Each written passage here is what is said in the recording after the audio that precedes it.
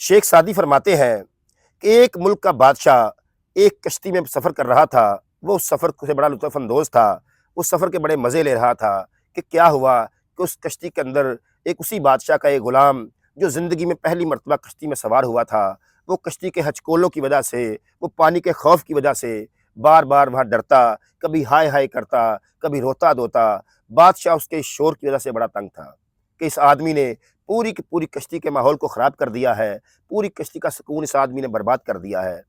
बादशाह ने कई बार उसको तसल्ली दी, लेकिन वो चुप ना हुआ। वहाँ बैठा हुआ एक दाना शख्स बोला कि बादशाह सलामत, अगर आप मुझे इजाज़त दें, तो इस शख्स को मैं खामोश करवा सकता हूँ। बादशाह ने कहा, मेरे कहने पर तो ये खामोश नहीं हुआ, आप कोशिश करके देख लो। उस आदमी ने वहाँ पे बादशाह के आदमी को कहा कि इस बंदे को उठाकर पानी के अंदर फेंक दो। उन्होंने उसे पानी के अंदर फेंक दिया। उसने 2-4 गोते खाए। 2-4 गोते के बाद उसने अपना हाथ कश्ती में डाला और उस आदमियों ने उसको पकड़ के दोबारा कश्ती के अंदर रख दिया। अब वो कश्ती के अंदर बड़े सुकून से, बड़े मुतमईन होके बैठा हुआ है और बिल्कुल चीख-चिल्ला नहीं रहा। बादशाह बड़ा हैरान था कि ये क्या हुआ? सफ़र चलता जा रहा है, बादशाह दोबारा अपने सफ़र के मज़े लेना शुरू हो गया।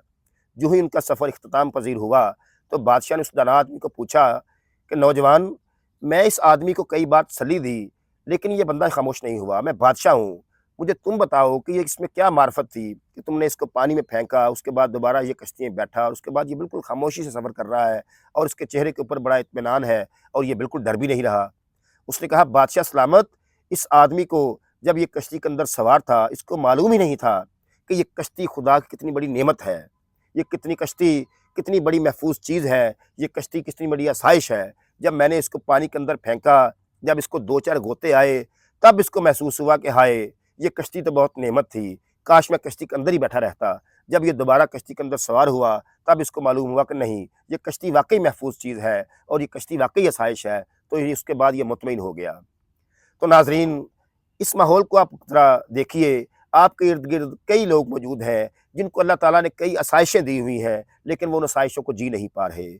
आपके पास रिश्ते हैं बड़े कीमती, आपके पास वालिदैन हैं, आपके पास सवारी है, आपके पास घर है, आपके पास पार्क है, आपके पास सेहत है, आपके पास स्कूल है, आपके पास दोस्त अहबाब है। ये कई चीज़ें हैं, ये आबो-हवा है, ये ऑक्सीजन है, ये अल्लाह ताला ने आपको दी हुई है। लेकिन क्या है, हमें इनकी कदर नहीं, क्योंकि ये चीज़ें हमको बाय बर्थ मिली हुई हैं। हमें इनकी कदर तब होगी जब ये चीज़ें अल्लाह ना करे कभी छिन जाएँ। तो बेहतर है कि इन चीज़ों के छिन जाने से पहले आप इन चीज़ों की कदर कीजिए, ताकि अल्लाह ताला आपको मज़ीद नवाज़े। शुक्रिया।